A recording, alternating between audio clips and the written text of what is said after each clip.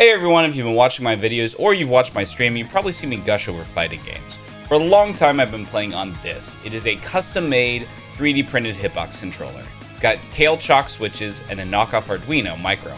Now it's cool since it's low profile, but it's also loud as fuck and very uncomfortable. So, mostly I've been playing on this instead. It's a Chinese hitbox ripoff. I've replaced the sanwa buttons with Crown 202s, directional buttons are Kale Speed Browns, and the other buttons are Cherry Clears. While I love this thing to death, I wanted to go in the completely opposite direction. Today, we're going to be making a couple hitbox style controllers. Ideally, this will be cheaper than the $250 that Hitbox is asking, but we'll see how it goes. The only things you'll need are a drill bit, your mom's credit card, and the 3 wacky numbers on the back. No soldering required. Okay, so let's do a quick breakdown on all the things you'll need to buy. You will need buttons, a plastic box, and the board. I'll put a link to all the things that I bought in the description. First, decide on which buttons you want to use. Since I want to have the loudest possible experience, I'm going to go with happ buttons, which are significantly taller. However, I suspect most people watching this tutorial will want to go with sanwa style buttons. Buttons are the most expensive part of the build, so choose something you like. If you're going on the cheap, maybe you can find a friend who has buttons lying around and willing to give you their old ones. Keep in mind you need 14 total. 4 directional, and one of these might be a 30mm. 8 standard hit buttons, 1 for start, and 1 for select. However, if the board you choose has extra features, feel free to get more buttons. If you're super paranoid about messing up, get screw-in buttons as they're a lot more tolerant to bigger holes. After the buttons, the next thing that you will need is a box. This was the hardest part for me to find, but I ended up stumbling around the world of document containers. I found this one for the happ style, which was 2 for 30, so maybe find a friend and go halfsies. For the sanwa style, I found these, which were 4 for 32. These are really thin, so you might mess up a lot of them, so 4 is probably what you need. Next up is the board. If you want to go super fancy, obviously you can get a Brook Universal Fighting board and all that other stuff, but we're going to go cheap, so I found the zero input delay board, which is $13 with wires included. One note on these things is that if you're going to go with the happ buttons, make sure you get the blue and white wire. If you're going to go sanwa style, give black and red. Finally, make sure you have a drill bit that can drill all the holes that you need. Let's go on to extras. I wanted to get some rubber feet, so I got these.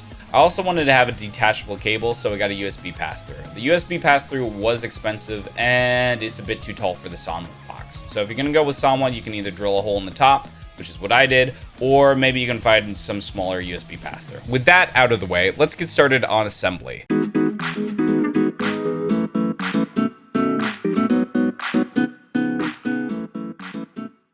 First thing that we gotta do is we gotta print out the template for the buttons. I'm gonna be using the standard hitbox layout, but if you wanted to go Shokin Star or whatever, you gotta find that template on your own. I will put a link in the description to the templates I used. One important note is that if you're printing from the browser, make sure you turn off the margins, otherwise the dimensions will not be correct. For the hatbox one, I printed it at 83% scale. I'm gonna tape the template to the bottom of the top of the box. Then we're gonna mark the center of each button with a Sharpie. This is where you're gonna drill. For the happ buttons, we need 28mm holes, so I'm going to go ahead and do that.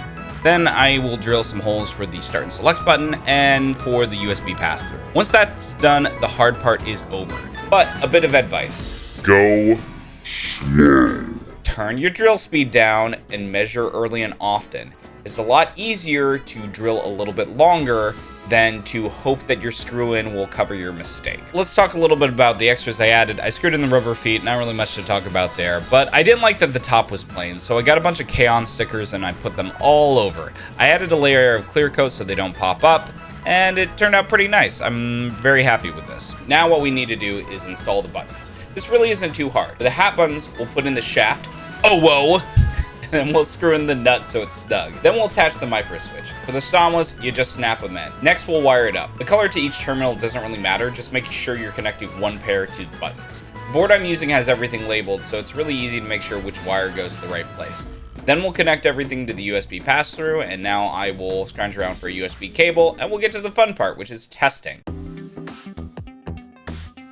Before we go into a game, I like to use this website to make sure all the buttons actually work. I'll go through and I'll press each button to make sure that something happens.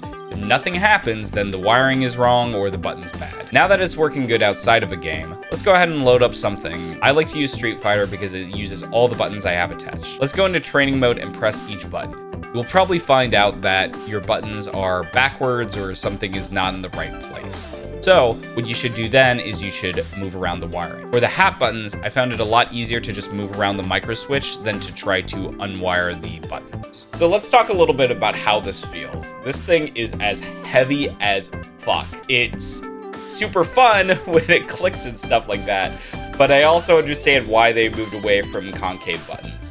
Say goodbye to sliding. If you hit it in the wrong part, it feels really, really bad. And that's it. I hope this was helpful for anyone looking to make their own box. I don't think I went over anything really too crazy. You just need to know how to use a drill and plug in some Legos. If you end up making one of these, feel free to send them my way or annoy the people on r/Fightsticks. I'll see you guys in the next one.